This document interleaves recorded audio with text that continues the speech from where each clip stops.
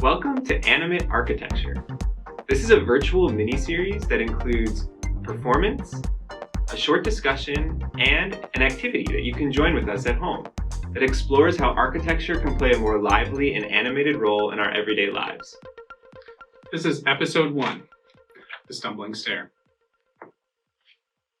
Please, enjoy the show.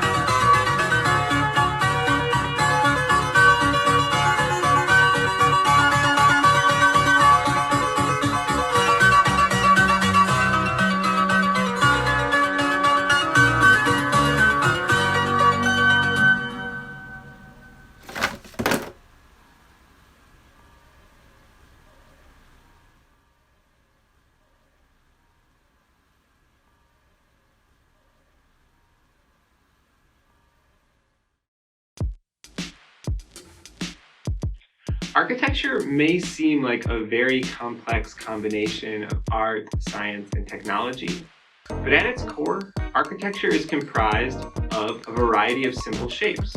Shapes that come together and combine in different ways to make up the world all around us.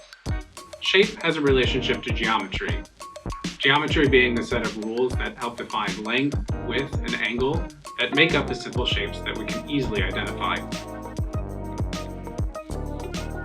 Some shapes are so easily recognizable because we see them every day in our neighborhoods and in our cities. For example, the combination of a rectangle and a triangle makes the shape of a gable roof, an important architectural form that makes up homes in many parts of the world. Here we can see that a window can be a rectangle with a series of rectangles nested within inside of it. This combination of shapes describes what a window looks like, but also the general idea of a window. This shape communicates both what it looks like and the idea of it, and we call this a symbol. A Another example of a symbolic shape in architecture is the shape of a stair, which you saw in the performance earlier. This shape is reduced to a profile of horizontal and vertical lines that describe what a stair looks like, but that also communicates the broader category of stairs in general. Here, we see an easily recognizable object that has a complex three-dimensional form. That three-dimensional form can be reduced to a two-dimensional form with a simple silhouette that is a combination of simple shapes. Throughout history, shape plays a very important role in the design of buildings, both in the final form that buildings take on, but also in the process of drawing and design that leads up to the construction of buildings. For example, this is the Pantheon in Rome. We can see that the sphere and the circle define the physical form of the dome that sits atop the main space, but it also defines the dimension and proportion of the space as well that's used in the design process, specifically defining the distance that the dome is positioned above the floor. In this example, we see that architects can use the shape of a building to communicate its function. Here, the River Inspector's house, designed by Claude Nicolas Ledoux, uses the circle to communicate the idea that the inspector is always watching, making sure to keep a careful eye on the flow of the river. Here's a more contemporary example, located right here in Chicago. This is the Anti-Cruelty Society building designed by Stanley Tigerman. The front facade of the building has an array of shapes created by the window openings that suggest a variety of pictures or images related to the building's function. For example, the two curvy windows on either side of the front door resemble the floppy ears of a basset hound that might be living inside. Additionally, the semicircle cutout atop the door looks a little bit like a can opener that might be used to open the pet food for other pets living inside the building. Taken together, the facade of this building is a kind of game of visual shapes that different people might interpret in different ways, and that might change as the building's identity changes as well throughout time. This is a boathouse designed by Studio Gang and located on the Chicago River on the near north side. Unlike the previous examples where shape was used as a picture or an object to represent something outside of the building, here, this building uses abstract shapes to reference the up and down motions of the rowers as they paddle up and down the Chicago River. Now that we've talked a little bit about how shape plays an important role in architecture, let's revisit some of the shapes we saw in the Stumbling Stairs performance. In the performance, shape helps us understand the symbolic identity of the animated stair characters.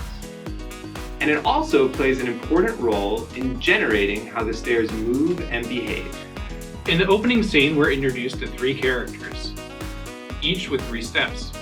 We never see any people walking up or down the steps, but the recognizable shape of the horizontal and vertical lines helps us recognize that these architectural characters are indeed stairs.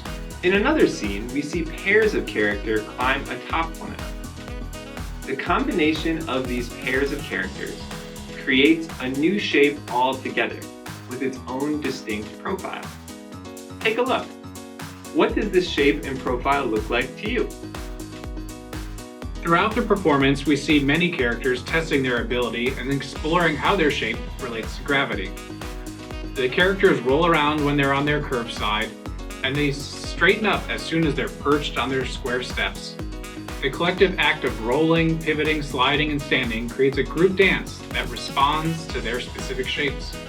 Because each character shares the same geometry, they are sometimes able to achieve perfect alignment with each other, where one character fits perfectly into another during some special moments. This act of nesting produces a new collective shape altogether. In addition to the close fit of nesting, the characters also find other ways of linking, connecting, and aggregating with one another. This sometimes leads to them linking in neat alignments with their edges, while at other times, they climb atop and balance more precariously. As seen in the culmination of the performance, sometimes dense aggregations lead to multiple shapes lead to collapse. Now that we've seen a few examples of the surprising ways that stair and not Stair characters can inhabit and move around the world, let's make our own and play with them. In the description of this video, you will find a download link to a printout template that will help you make your own stumbling stair. In addition to the printout template, we suggest the following tools: scissors or X-Acto knife, glue or tape, your favorite coloring supplies, be it pencil, pens, or markers, a ruler or straight edge, and washers or a kitchen magnet. Now, join us as we do a step-by-step of how to make your own stumbling stair. Alright, now it's time to make our own stumbling stair. If you'd like to put any sort of graphic or color on your stumbling stair, I'd recommend doing that before you cut out your pieces. In this case, I'm going to use a pencil to add some graphic stripes.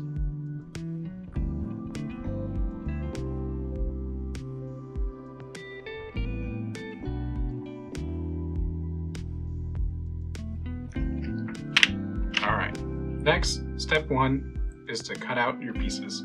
Make sure that you're cutting out along the thick cut line and not along the dotted line. You want to make sure that these tabs stay on because they'll give you some place to glue the pieces together.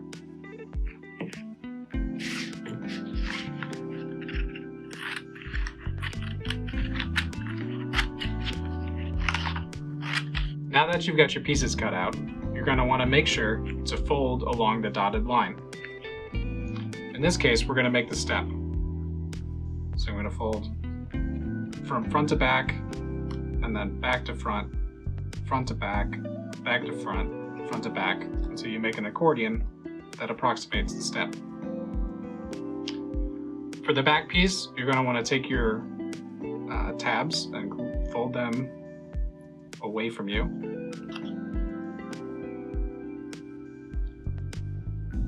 These tabs are what you're going to use to glue the pieces together. And then you're going to want to do the same on each of your side pieces.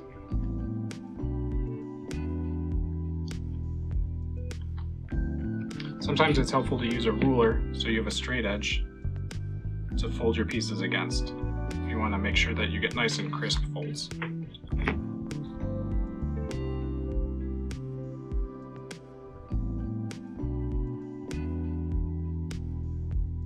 Now that we've got all our pieces folded, it's time to start gluing it together.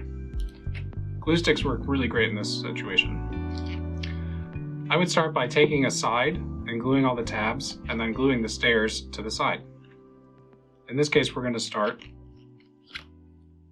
with the parts labeled A, B, C, D, and E, and F. I want to make sure you get glue only on the tab.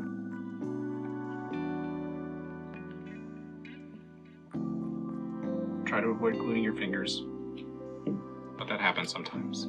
Next, you're going to take your stair and glue the back of the stair to the tabs.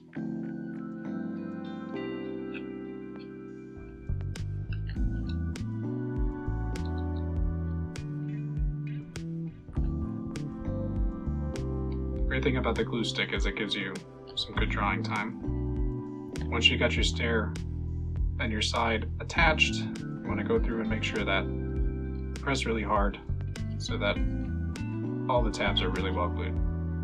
There you go. Next, I'm going to glue the other side on the same way.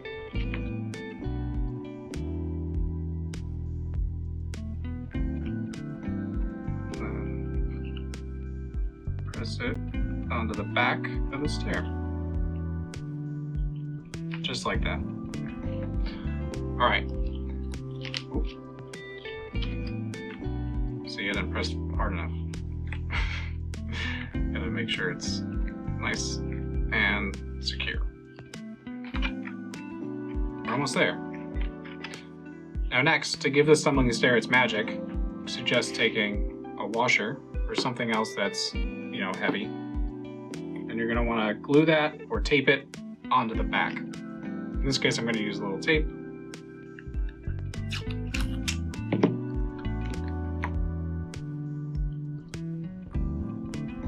And you can experiment with where on the back this piece goes, because that'll affect how it moves.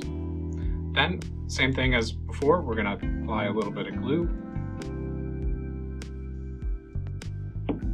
just like that. Make sure to put the cap on your glue so it doesn't dry out. And you're going to want to make sure that all your tabs are pushed just a little bit on the inside so they don't get stuck on the outside. And we're going to nestle this into the back of the stair. Start on one side. Make sure that you get your tabs folded in.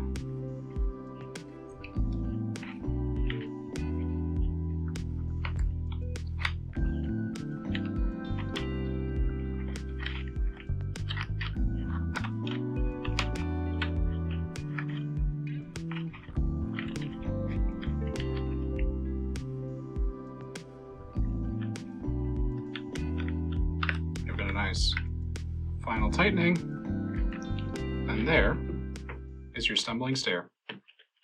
Thank you so much for joining us on this exploration of shape and the unexpected ways that shape can animate the architecture that we encounter every day. Tune in next time for more adventures in animate architecture.